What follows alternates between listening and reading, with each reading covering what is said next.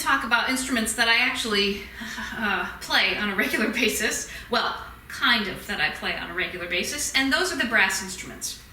So here is one of the very earliest styles of brass instrument. And you can see it's a cow horn, literally. It is actually a horn from a cow. And my clever brother decided to put a little brass band around the wide end. He had fun sort of figuring out how to hammer brass, and he put my name on it. That was very sweet. And he also sort of cleaned out and hollowed out the very top end where it hooks into the, into the head of the cow. And he sort of hollowed that out so that we could get a good buzz going. Now I need to get the air in this horn to vibrate along a harmonic series. And I can do that partly by sort of making starting the energy of the wave with energy from my lips. That's what brass players do. We sort of have this buzzing thing going on. It's partly, we start the sound that way, kind of, but then the way the instrument works with back pressure and resonating space back through your mouth, it's almost like the instrument then makes this buzzing thing keep going. But I can sort of play it.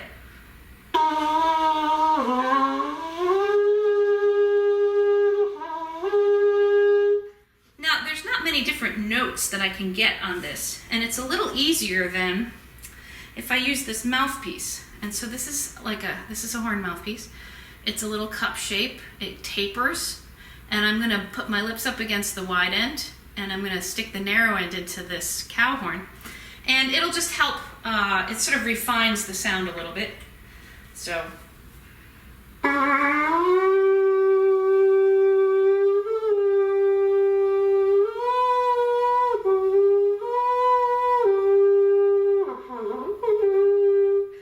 So that's the fundamental pitch, I think, of this horn.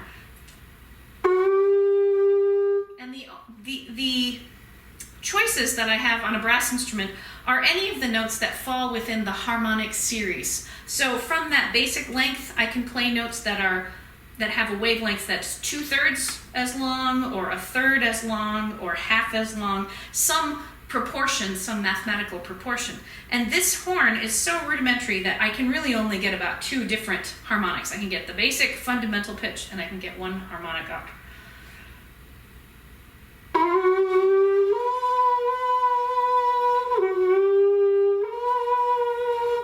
So this instrument is mostly useful as a sort of signaling device, a sort of air horn, if you will, and that's really what they're good for. And I mean, you can actually hear it from relatively far away because it has natural amplification. The sort of business end, the energy is poured into this narrow part right here, but then this widening cone means that the sound waves then can spread out and get out there quicker and maintain their sort of their amplitude and their loudness. You could have a brass instrument made out of any length of airspace. I could, if I wanted to, take this and put it on the recorder and buzz it. I'll just cover up all the holes here with my fingers. So now I've got another length.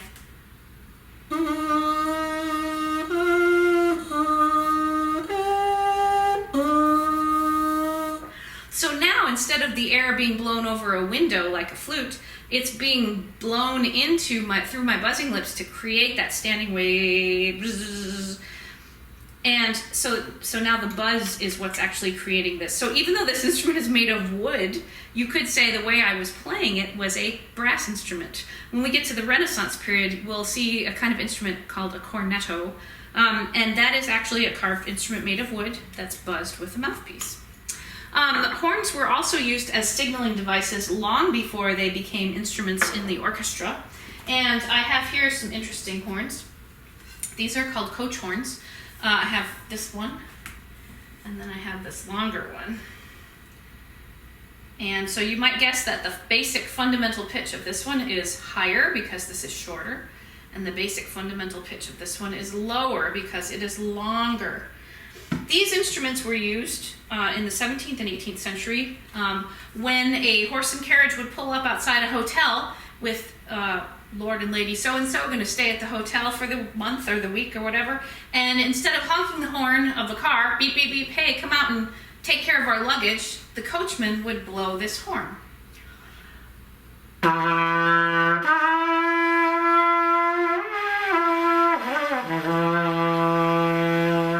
Now this is a really crude tube. It's basically just a tapered tube made of cartridge brass. It is basically brass that's been folded around a mandrel and then soldered here. There's a seam that runs all the way up. And so it doesn't really play many notes very easily. It actually just plays the fundamental and the note an octave higher.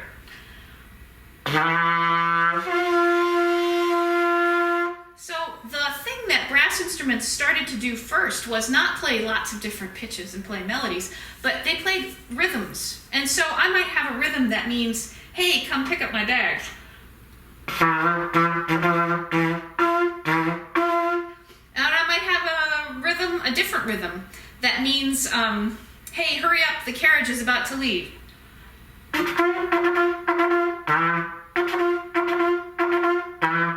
So it's really almost more like Morse code in a way. So that's the short coach horn. Here's the longer one, which is really kind of magnificently long. Isn't that silly?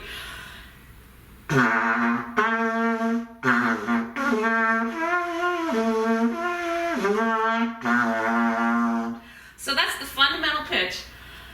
And then I have a pitch that is the half-length harmonic.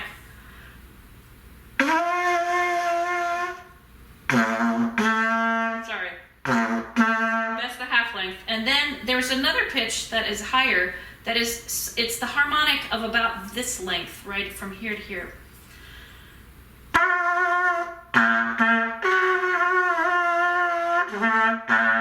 But you can see those aren't very stable pitches, really. I can't really do a whole lot with them musically. And so that's where instrument makers come in, to craft instruments into shapes and proportions using good materials that can play a variety of pitches and do so relatively easily. It's pretty amazing.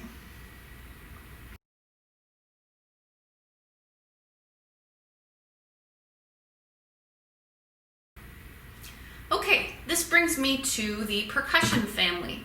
And percussion means anything that is struck, that vibrates within itself and makes either a pitch or a noise. Percussion instruments do include things that don't make actual pitches that I could say, oh, that's an A or a B or a C. So even this table, if I bang it, it makes a sound.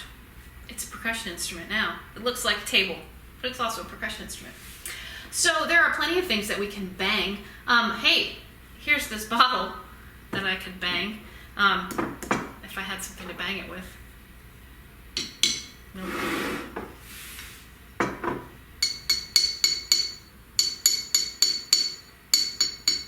Notice I'm banging it with the plastic recorder, not the wooden recorder.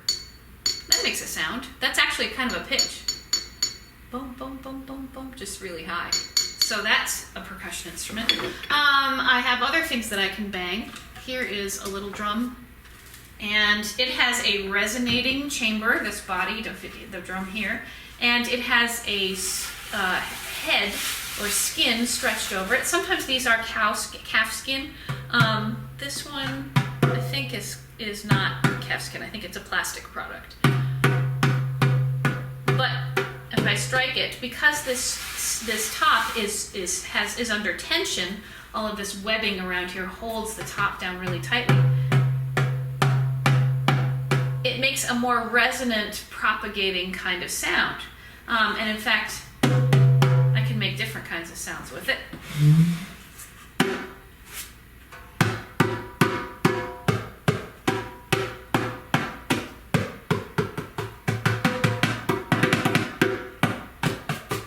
We have other instruments that have a stretched head, like this tambourine. This one has a head that is at tension with these little rivets on the side.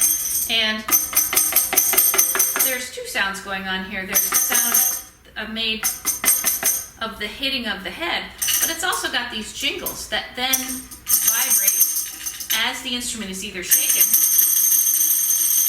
or as it's struck. So it's got kind of two kinds of potential sounds.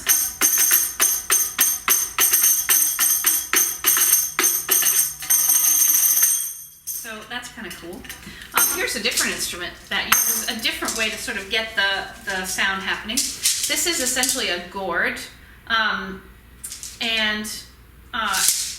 sometimes these are called, one variety of this would be called an afouché. It's got a string, a net of little teeny shells. These are actually little teeny shells, and they're over the surface of the gourd just loosely. So I could shake it, and all those little shells banging together make the sound, or I could even control it a little bit more.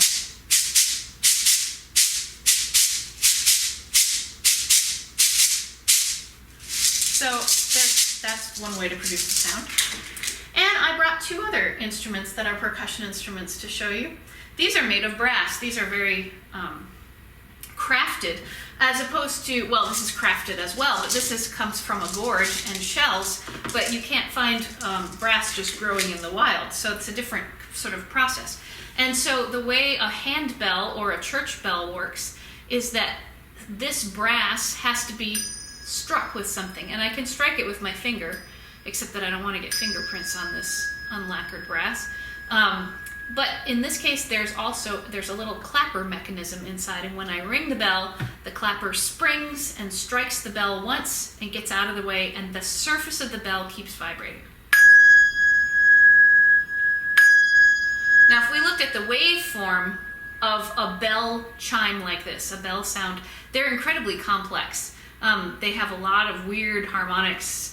It's almost like watching a bumblebee fly. Like, how could that possibly happen? It's so complex. That's kind of how a bell sound looks when you look at its waveform. Well, here's a bigger bell. So which one is going to sound lower? The larger one. And you can hear how resonant that is. And if we could really look closely at the whole surface of the bell, you can't really see it very well with your eyes, but you could see, if you could see sort of microscopically, you would see the whole bell surface vibrating. And that's the high one.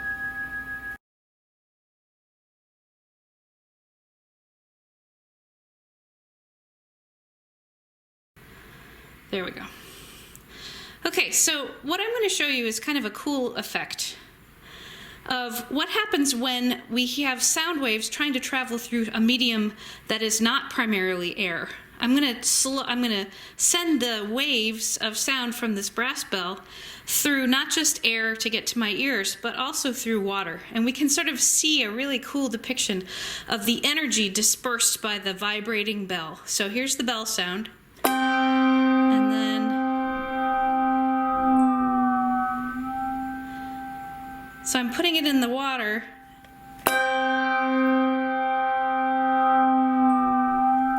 and the sound changes, the pitch drops.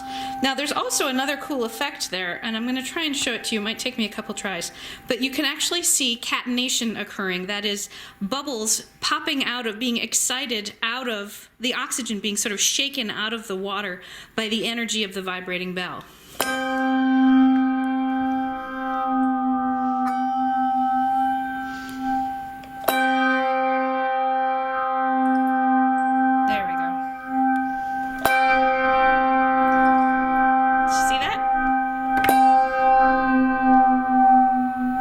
If I hit the bell harder, isn't that cool? So that's kind of a cool parlor trick. We call that a water gong. In music, sometimes composers will actually ask you to dip your brass gong, or not very often a bell, into water to get that cool change in pitch. But I thought that was just a neat thing to add to our percussion discussion. So we have pitched and unpitched percussion.